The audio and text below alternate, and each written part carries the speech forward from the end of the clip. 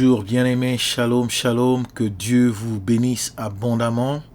Soyez les bienvenus dans ce programme d'édification où nous allons vous parler pendant quelques minutes, vous échanger sur la parole de Dieu, espérant que nous allons être une bonne édification, nous allons être d'une quelconque utilité pour vous et que notre message va édifier une personne. Alors aujourd'hui, nous voulons vous parler de l'assurance du salut, tel que vous avez vu dans le titre. Et pendant ce point, nous allons aborder quelques points essentiels. Entre autres, nous allons parler de comment être sauvé. Nous allons parler de l'assurance du salut en tant que tel. Nous allons parler de la nouvelle créature et nous allons parler de peut-on perdre son salut.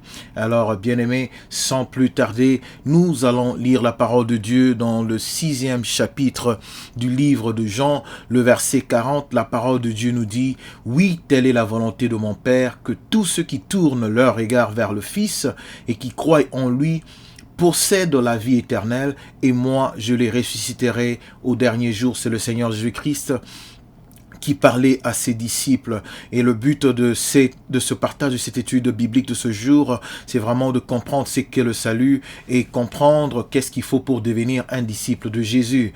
Le 2e chapitre du livre d'Éphésiens, du verset 8 au verset 10, nous dit « Car c'est par grâce que vous êtes sauvés par le moyen de la foi. Cela ne vient pas de vous, c'est un don de Dieu. Ce n'est pas le fruit d'œuvre que vous auriez accompli. Ces personnes n'a donc de raison, bien-aimés, de se vanter, comme l'apôtre Paul dit dans le livre d'Éphésiens, de ce que nous sommes.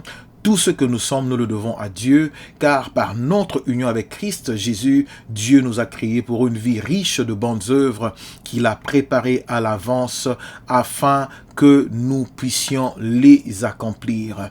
Alors, très important, quelques points importants que nous voulons apporter dans le partage, dans l'étude biblique d'aujourd'hui, c'est vraiment comprendre la certitude du salut, être rassuré qu'on est vraiment sauvé et qu'au jour de l'enlèvement, que nous serons pris dans le ciel avec le Seigneur Jésus-Christ pour entrer dans sa gloire. Et nous voulons aussi parler du croyant en tant que nouvelle créature que Dieu a créée. Alors, très rapidement, bien-aimés, nous voulons parler du premier point qui est de comment être sauvé. Comment être sauvé, et c'est ça que nous allons essayer de voir. Comment être sauvé. Alors, la parole de Dieu nous dit, en Jésus, Dieu reçoit tous ceux qui viennent à lui, bien-aimés. Nous devons en fait établir un fondement solide d'après ce que la parole de Dieu dit. Dans le 6e chapitre du livre de Jean, la parole de Dieu nous dit « Tout ce que le Père me donne viendront à moi et je ne repousserai pas celui qui vient à moi. » Et le verset 40 nous dit « Oui, telle est la volonté de mon Père, que tous ceux qui tournent leur regard vers le Fils et qui croient en lui possèdent la vie éternelle, et moi je les ressusciterai au dernier jour. » Dans le livre de Pierre, la parole de Dieu nous dit « Le Seigneur n'est pas en retard dans l'accomplissement de sa promesse, comme certains se l'imaginent. Il fait simplement preuve de patience à notre égard, car il ne veut pas qu'un seul périsse. Il voudrait au contraire que tous parviennent à se convertir. » C'est pleinement dans la volonté de Dieu que tout être humain puisse arriver au salut. Mais évidemment, pour recevoir le salut, bien-aimé, ça prend la repentance, se repentir et accepter le Seigneur Jésus-Christ comme son Seigneur et son Sauveur. Et Éphésiens 2, que nous avons lu il y a quelques minutes, nous dit que ce n'est pas par les œuvres, mais bien par la grâce et par le moyen de la foi que nous accédons au salut. Donc, ce que nous sommes encore de plus, nous le devons à Dieu par notre union avec le Seigneur Jésus-Christ. Dieu a une destinée pour notre vie. Dieu a une destinée pour tous les êtres humains. Il nous a créés pour en fait accomplir cette destinée, et sa faveur et son amour nous ramènent vers le Père. Quand une personne donne sa vie au Seigneur Jésus-Christ, le fruit qui provient de lui montre qu'il est réellement repentant, qu'il a accepté le Seigneur Jésus-Christ. Donc ou en d'autres termes, on parle de la production des fruits dignes de la repentance repentance.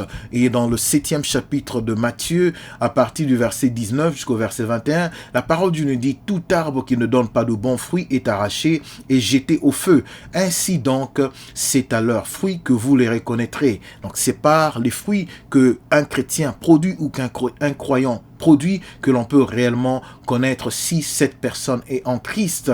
La parole de Dieu nous dit: un autre enfin a reçu la sémence sur la bonne terre, c'est lui qui écoute la parole et la comprend. Alors il porte du fruit. Chez l'un, un grain en porte 100, chez l'autre 60, chez l'autre une trentaine. Et il nous dit aussi la même chose dans Luc 8,15. Enfin, une sémence tombée dans la bonne terre, ce sont ceux qui, ayant écouté la parole de Dieu, les retiennent dans un cœur honnête et bien disposé. Ils persévèrent et ainsi portent du fruit. Donc, quand nous donnons notre vie au Seigneur Jésus-Christ, le Seigneur, la parole de Dieu est considérée comme une sémence qui tombe sur notre terre et Dieu s'attend à ce que cette sémence puisse porter du fruit. Et l'apôtre Jacques, dans le chapitre 2, le verset 19 à 20, nous dit: tu crois qu'il y a un seul Dieu, tu fais bien, les démons croient aussi et il tremble. Veux-tu savoir, ô homme vain, que la foi sans les œuvres est inutile? Donc la foi, une foi qui ne produit pas des œuvres, est une foi qui est inutile. Une foi qui ne produit pas des œuvres est une foi qui est inutile.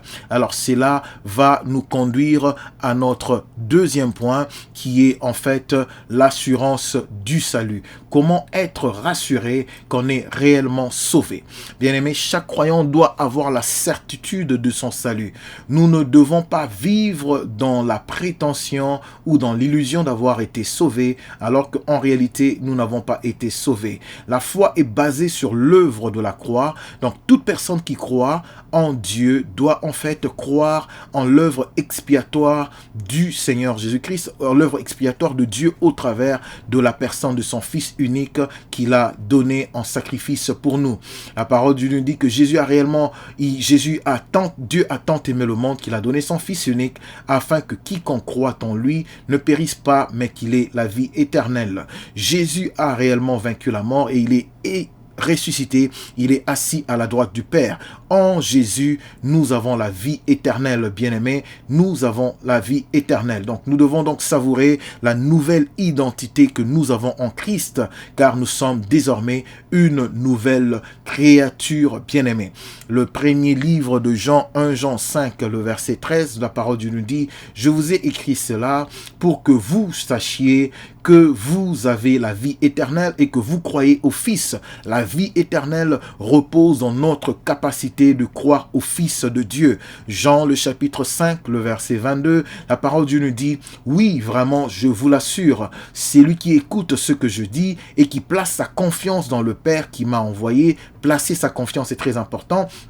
Il possède dès à présent la vie éternelle et ne sera pas condamné. Il est déjà passé de la mort à la vie. Nous parlons toujours du deuxième point qui est l'assurance du salut. Romains 8, 37 nous dit: mais dans tout cela, nous sommes bien plus que vainqueurs par celui qui nous a aimés. Il nous dit encore: vous au contraire, vous n'êtes pas livrés à vous-même, mais vous dépendez de l'Esprit, puisque l'Esprit de Dieu habite en vous. Si quelqu'un n'a pas l'Esprit de Christ, il ne l'appartient pas. Si quelqu'un n'a pas l'Esprit de Christ, il ne l'appartient pas. Donc quand on devient enfant de Dieu, Dieu met en nous le sceau du Saint-Esprit, et c'est ce sceau du Saint-Esprit qui nous greffe en fait dans le corps du Christ.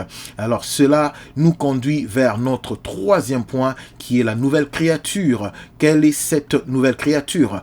La parole de Dieu nous montre que en Christ, le croyant est une nouvelle créature. Nous avons déjà parlé de la foi. Nous sommes sauvés par grâce, mais la foi est donc le moyen par lequel nous accédons au salut. Alors, quand nous devenons enfants de Dieu, le salut est conditionné par notre capacité de persévérer dans la croyance de ce que la parole de Dieu dit. Alors, le troisième point, nous parlons du croyant qui est devenu une nouvelle créature, et nous avons lu dans Romains 8, la parole de Dieu nous dit qu'il est ce croyant qui est devenu une nouvelle créature en Christ est plus que vainqueur dans toutes ses entreprises.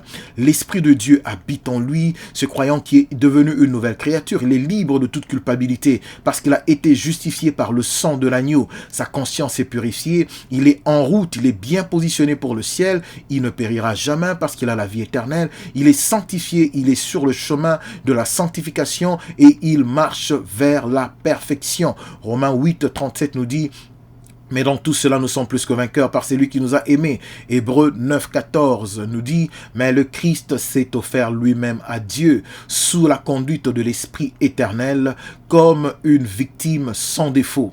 À combien plus forte raison, par conséquent, son sang purifiera-t-il notre conscience des œuvres qui mènent à la mort, afin que nous servions le Dieu vivant. Donc, le sang de Jésus bien-aimé purifie notre conscience. Jean, le chapitre 10, le verset 27 au verset 28, la parole de Dieu nous dit: mes brebis écoutent ma voix, je les connais et elles me suivent. Je leur donne la vie éternelle, jamais elles ne périront et personne ne pourra les arracher de ma main. Donc le Seigneur Jésus-Christ est celui qui donne la vie éternelle. Il dit: jamais ils ne périront et personne ne pourra les arracher de la main du Seigneur Jésus-Christ. La parole de Dieu nous dit dans le 10e chapitre de Hébreux, le verset 14, par une offrande unique, en effet, il a rendu parfait. Les chrétiens qui sont en Christ sont rendus parfaits, non pas par leurs efforts, mais par l'effort de Christ. C'est ça qu'on appelle la grâce. Il nous dit: par une offrande unique, en effet, il a rendu parfait pour toujours ceux qu'il purifie du péché. Hébreux 12, 14 nous dit: faites tous vos efforts pour être en paix avec tout le monde et pour mener une vie de plus en plus sainte, sans laquelle personne ne verra Dieu. 2 Corinthiens, le chapitre 5, le verset 17 nous dit: si quelqu'un est en Christ, il est une nouvelle créature. Les choses anciennes sont passées. Voici, toutes choses sont devenues nouvelles. La parole de Dieu nous dit dans Romains 8, 9, pour vous, vous ne viviez pas selon la chair, mais selon l'esprit. Si du moins l'esprit de Dieu habite en vous, si quelqu'un n'a pas l'esprit de Christ, il ne lui appartient pas. Si quelqu'un n'a pas l'esprit de Christ, il ne lui appartient pas. Si quelqu'un n'a pas l'esprit de Christ, il ne lui appartient pas. Comment savoir qu'une personne et en Christ, c'est dans sa capacité d'être conduit et dirigé par le Saint-Esprit. Et cela nous emmène à notre 4e point, qui est de savoir: peut-on perdre ce salut que nous avons reçu? Est-ce qu'il est possible de perdre le salut? Bien-aimés, laissez-moi vous dire que le croyant qui a reçu le pardon de ses péchés et qui est devenu une nouvelle créature en Christ, il peut se faire qu'il puisse rencontrer des problèmes au courant de sa marche avec le Seigneur Jésus-Christ. Alors la question de la possibilité de perdre ou pas son salut est une question qui est fréquemment posée dans le milieu chrétien et ça demande une attention particulière pour donner une heure juste aux enfants de Dieu qui nous suivent. Que Dieu vous bénisse encore une fois de plus. Ce qui est clair, c'est que la parole de Dieu nous montre que le chrétien, après avoir donné sa vie au Seigneur Jésus-Christ, doit persévérer. C'est dans le chemin de la foi. Le chrétien qui vient de donner sa vie à Christ, il doit en fait persévérer, continuer de croire, parce que la parole de Dieu nous dit: nous sommes sauvés par la grâce, mais le moyen, c'est par la foi que nous sommes sauvés. Donc, sauvés par la grâce, mais par quel moyen? Par le moyen de la foi. Donc, le chrétien est obligé, après avoir donné sa vie à Christ, de demeurer sur la voie de Christ. Hébreux, le chapitre 10, le verset 35 au verset 39 nous dit: n'abandonnez donc pas votre assurance. Donc il est possible d'abandonner son assurance.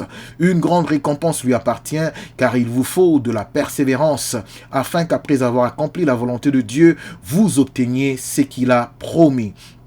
Encore un peu de temps, un tout petit peu de temps, et celui qui doit venir viendra, il ne tardera pas. Celui qui est juste à mes yeux vivra par la foi. Mais si il retourne en arrière, je ne prends pas plaisir en lui. Quant à nous, nous ne sommes pas de ceux qui se retournent en arrière pour aller se perdre, mais de ceux qui ont la foi pour être sauvés. Là, c'était l'auteur des Hébreux au 10e chapitre, le verset 35 au verset 39. Le salut, bien-aimé, est un miracle. Ce n'est pas le fruit de nos œuvres, ce n'est pas quelque chose que l'on mérite, mais c'est une grâce ou une faveur imméritée que Dieu fait à sa créature. Donc, il est important de préciser ici qu'il faut garder précieusement le salut, se battre pour le conserver et ne pas se détourner de l'espérance de l'évangile. C'est ça qui se résume dans le 2e chapitre d'Éphésiens qui nous dit « Nous sommes sauvés par grâce, par le moyen de la foi ». Donc, la foi se conserve. Il ne faut pas se détourner de la foi. Il faudrait conserver la foi. La parole de Dieu nous dit dans Colossiens le chapitre 1, le verset 21 au verset 23, « Et vous qui étiez autrefois étrangers et ennemis par vos pensées et par vos mauvaises œuvres, il vous a maintenant réconciliés par sa mort dans le corps de sa chair, pour vous faire paraître devant lui saint, irrépréhensible et sans reproche. Si du moins, le verset 23 de Colossiens 1 est très important, si du moins vous demeurez fondés et inébranlables dans la foi. » Nous parlons toujours de la possibilité ou non de perdre sa foi. La parole de Dieu dans Colossiens 1, 23, « Si du moins vous demeurez fondés et inébranlables dans la foi, sans vous détourner de l'espérance de l'évangile que vous avez entendu, qui a été prêché à toute créature sous le ciel, et dont moi, Paul, j'ai été fait ministre. » Donc on peut comprendre que l'enfant de Dieu qui veut conserver son salut devra se laisser conduire par l'Esprit de Dieu et non plus par ses propres désirs. Parce que Romains 8, 14 nous dit « Car tous ceux qui sont conduits par l'Esprit de Dieu sont fils de Dieu. » Et Paul qui rajoute encore dans Galates le chapitre 5, le verset 18 au verset 23, « Si vous êtes conduits par l'Esprit, vous n'êtes point sous la loi. Or, les œuvres de la chair sont manifestes. Ce sont l'impudicité, l'impureté, la dissolution, l'idolâtrie, la magie, les inimitiés, les querelles, les jalousies, les animosités, les disputes, les divisions, les sectes, les envies, l'ivrognerie, les excès de table et les choses semblables. Je vous dis d'avance, comme je l'ai déjà dit, que ceux qui commettent de telles choses n'hériteront point le royaume de Dieu, mais le fruit de l'esprit, c'est l'amour, la joie, la paix, la patience, la bonté, la bénité, la fidélité, la douceur, la tempérance. La loi n'est pas contre ces choses. Ainsi donc, frères, nous ne sommes point redevables à la chair. Mais pour vivre selon la chair, pour vivre, nous ne sommes pas redevables à la chair, pour vivre selon la chair. Si vous vivez selon la chair, vous mourrez. Mais si par l'esprit, vous faites donc mourir les actions de la chair. Et bien-aimés, nous sommes toujours en train de parler, bien-aimés, de peut-on perdre son salut? Est-ce que c'est possible pour un chrétien de perdre son salut ou pas? Nous abordons toujours le grand thème qui est l'assurance du salut. Et pour élaborer encore en profondeur, bien-aimés, sur le salut que nous avons reçu gratuitement à cause de l'œuvre de la croix, en réalité, vous me prêtez le mot parce que le salut n'a pas été gratuit, parce que quelqu'un a payé pour ce salut. Il a payé par son sang, par le sang de son fils. C'est Dieu qui a payé pour notre salut. Mais par rapport à perdre ou non son salut, nous voudrons répondre quelques questions ici. Qu'entend-on par perdre son salut? C'est quoi perdre le salut? Est-ce que cela se produit dans la vie d'un enfant de Dieu? Est-ce que c'est possible? Quelques points importants à souligner, nous allons parler, bien-aimés, dans les quelques minutes qui restent, de ce que Dieu désire réellement. Qu'est-ce que Dieu désire réellement? Est-ce que la prédestination, comment est-ce que nous le comprenons? Qu'est-ce que c'est exactement la prédestination dans la pensée biblique de Dieu? Donc, nous allons examiner quelques versets encore que nous avons cités un peu plus haut dans Hébreux le chapitre 10, le verset 35 au verset 39. Si quelqu'un peut lire dans son temps de méditation, n'abandonnez pas votre assurance. Donc, l'assurance que nous avons, il est possible, d'après notre propre volonté, d'après notre libre arbitre, de l'abandonner. On peut choisir d'abandonner notre assurance. La parole de Dieu dit qu'une grande récompense est associée à notre capacité, bien-aimée, de continuer de croire, de continuer de garder l'assurance que nous avons en ce que la parole de Dieu nous dit. Le verset 36 du 10e chapitre de Hébreux nous dit « Car il vous faut de la persévérance. » Il vous faut de la persévérance. Sans persévérance, on ne peut rien, bien-aimé. La parole de Dieu nous dit encore dans Colossiens 1, 23 que nous avons lu, que je relis encore. Mais il vous faut bien sûr demeurer dans la foi. Rappelez-vous qu'on parle toujours, on parle toujours du grand sujet de savoir s'il est possible pour un chrétien de perdre le salut. La parole de Dieu nous dit dans Colossiens 1, 23, mais il vous faut bien sûr demeurer demeurez dans la foi et elle est le fondement sur lequel vous avez été établi. Si nous avons été sauvés par la foi, évidemment, bien-aimés, nous ne pouvons vivre que par la foi et nous ne pouvons entrer au ciel que par la foi. Romains 8, le verset 12 au verset 14 nous dit: ainsi donc, frères, si nous avons des obligations, ce n'est pas envers l'homme livré à lui-même pour vivre à sa manière, car si vous vivez à la manière de l'homme livré à lui-même, vous allez mourir. Mais si vous vivez par l'esprit, vous faites mourir les actes mauvais que vous accomplissiez dans votre corps, vous vivrez. Car ceux qui sont conduits par l'esprit de Dieu sont fils de Dieu. Donc, on ne peut être fils de Dieu que si on est conduit par l'esprit de Dieu. Hébreux 10, 19 nous dit: ainsi donc, mes frères, nous avons une pleine liberté pour entrer dans le lieu très saint grâce au sang du sacrifice de Jésus. Je lis encore Éphésiens 2.8 qui nous dit: car c'est par grâce que vous êtes sauvés, c'est par le moyen de la foi. Cela ne vient pas de vous, c'est un don de Dieu. Le croyant peut-il perdre son salut? Le croyant peut-il perdre son salut? Bien-aimé, la créature humaine que Dieu a créée a le choix de vivre avec Dieu ou non. Ce choix s'opère, bien-aimé, tous les jours de notre vie. Tous les jours de notre vie, bien-aimé, nous sommes en fait exposés au choix de continuer de croire ou de ne plus croire. Nous sommes exposés, bien-aimés, au travers de différentes circonstances, au travers de différentes situations qui nous arrivent. Nous avons le choix soit de continuer de croire ou de ne pas croire. Une personne qui renie sa foi, bien-aimée, change de chemin et rejette Christ une personne qui change en fait de chemin et qui rejette Christ pour une raison ou une autre, une personne qui se détourne de Dieu pour une raison ou une autre, bien-aimé, évidemment, c'est une personne qui ne peut parvenir à la vie éternelle ou au salut éternel, bien-aimé. Donc, à partir du moment qu'une personne renie sa foi, à partir du moment qu'une personne change de chemin et rejette la personne du Christ, bien-aimé, se détourne de Dieu, à partir de ce moment-là, on peut dire qu'il n'est plus sauvé en Christ, parce que, rappelez-vous, c'est au moyen de notre foi que nous sommes sauvés. Nous sommes sauvés par grâce, mais par le moyen de la foi. Si le moyen qui nous relie au salut n'est plus ou n'existe plus, bien-aimé, évidemment, le salut est là devant nous, mais nous ne serons plus connectés à ce salut. La seule chose qui nous connecte au salut, c'est la foi. Rappelez-vous, si nous sommes sauvés par la foi, bien-aimé, nous ne pouvons vivre que par la foi, bien-aimé.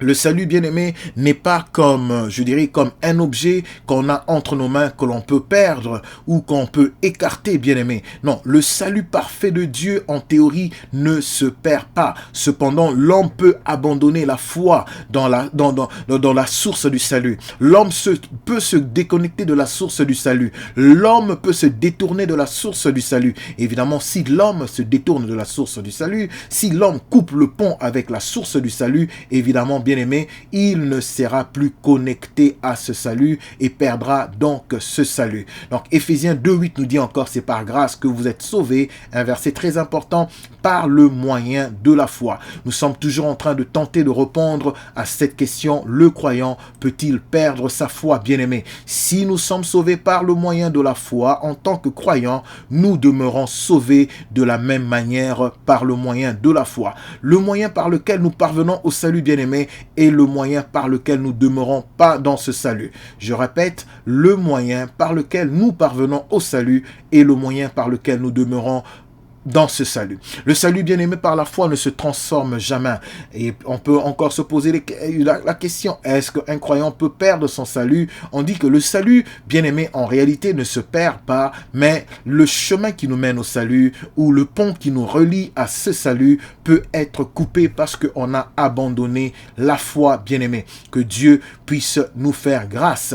Quand nous lisons dans le livre d'Apocalypse, le chapitre 3, le verset 15 au verset 16, la parole de Dieu nous dit: je connais tes œuvres, je sais que tu n'es ni froid ni bouillant, puisses-tu être froid ou bouillant. Ainsi, parce que tu es tiède, tu n'es ni froid ni bouillant, je te vomirai de ma bouche.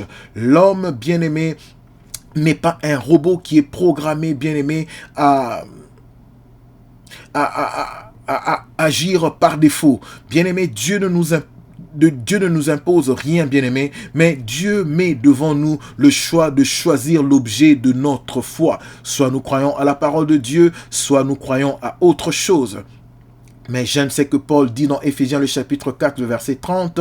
Nous lisons « N'attristez pas le Saint-Esprit de Dieu par lequel vous avez été scellés pour le jour de la rédemption. » Dieu nous a sauvés, bien-aimés, pour le jour de la rédemption. Malheureusement, le choix de l'homme, bien-aimé, mène souvent à la destruction. Proverbe 14, 12 nous le dit « Telle voie paraît droit à l'homme, mais son issue, c'est la voie de la mort. » C'est pour cela qu'il est important, bien-aimé, de persévérer dans la foi, de ne pas attrister le Saint-Esprit, parce que seul le Saint-Esprit peut nous garder sur le chemin de l'éternité.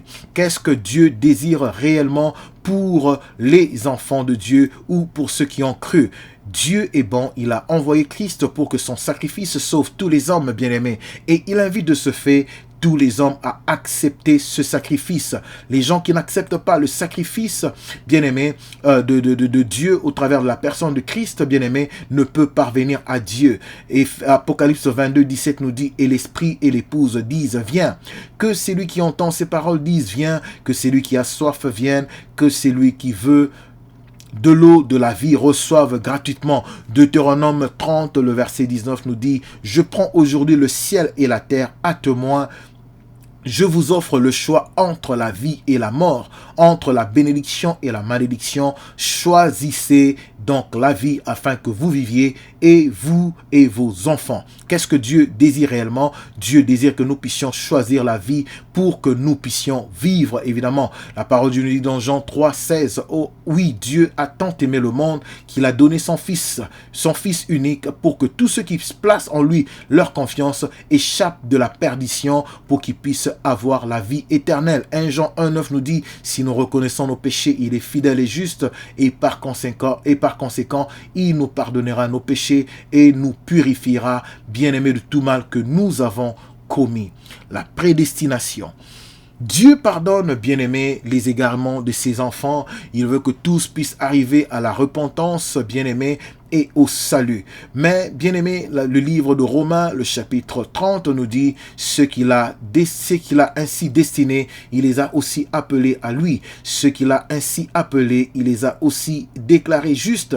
Et ce qu'il a déclaré justes, il les a conduits à la gloire. Bien-aimé, quand nous donnons notre vie au Seigneur Jésus-Christ, nous sommes placés en Christ dans une position glorieuse, prédestinés à la gloire. Si nous sommes en Christ, bien-aimé, nous sommes prédestinés à la gloire, parce que Christ est prédestiné à la gloire.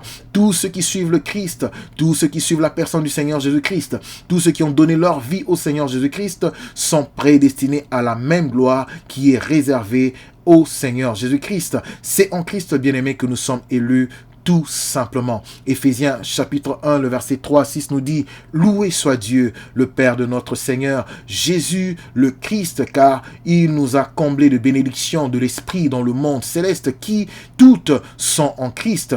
En lui, bien avant de poser les fondations du monde, il nous avait choisis pour que nous soyons saints et sans reproche avant lui. Puisqu'il nous a aimés, il nous a destinés d'avance à être ses enfants qu'il voulait adopter par Jésus.